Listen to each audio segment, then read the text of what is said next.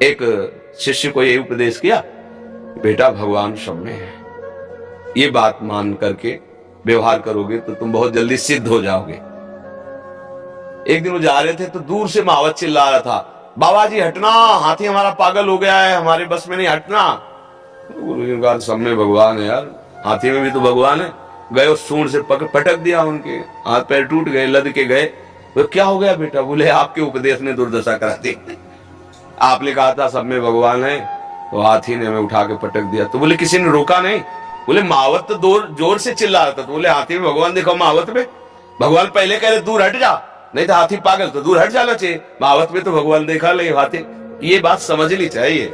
बस खत्म खेल। यही सिद्ध पुरुषों का लक्षण होता है, अपने स्वरूप में स्थित हुए बर्ताव बिल्कुल वैसे ही करेंगे जैसा संसारिक होता है, पर कहीं चूक नहीं होगी। सब में प्रभु है, सब वही विद्यमान परमात्मा तत्व है। समझ में आए? आजकल किसी व्यक्ति के आचरण पर आपका विश्वास नहीं हो सकता, पता नहीं आचरण कैसा है, पर भगवान पर तो विश्वास है ना।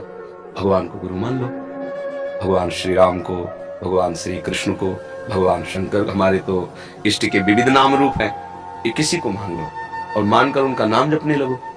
और जब नाम जप करोगे तो आगे का रास्ता खुद दिखाई देगा कि क्या है। फिर आपको प्रश्न नहीं करना पड़ेगा, उनको जो करवाना वो करवा लेंगे, आपको बस इतना करना है। गुरु का मतलब वरण करना होता है, वरण का मतलब होता है उनकी बात सुनकर समझकर उस पर चलना होता है। तो मान लो कि हमें गुरु का आदेश है कि भगवान को मैं गुरु मानूं और नाम जप करूं। अब इसमें कोई संशय है?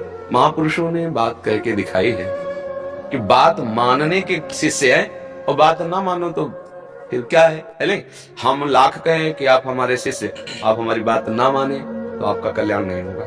और आप बिल्कुल मत कहिए कि आप हमारे गुरु, हम बिल्कुल मत कहें आप हमारे शिष्य हो, आप हमारी बात मान लो तो आपका कल्याण हो जाएगा, है ना। बस सुलझा हुआ व्यक्तित्व रखो। हम इस बात से आपके प्रसन्न कि जब तक हमारा श्रद्धा और विश्वास दृढ़ ना हो तब तक हम किसी को कैसे अपना स्वामी वरण करें। तो सबके स्वामी भगवान है। अगर भगवान पर आस्था है तो आगे का मार्ग वही दिखाते हैं, क्योंकि वही गुरु रूप से दूसरा कोई नहीं। जीव कभी गुरु नहीं हो सकता, ईश ही गुरु होता है। तो जो भक्तजन भगवान के भजन में तन्मय होकर भगवत स्वरूप हो गए, अब उनमें और प्रभु में अंतर नहीं। आप चलते चले जाओ, इनके गुरु इनके गुरु इनके गुरु इनके, तो आखिरी में जब पहुंचोगे तो सबके गुरु बैठे हुए भगवान ही तो ना। भगवान को मानने में कोई अश्रद्धा संशय तो नहीं है।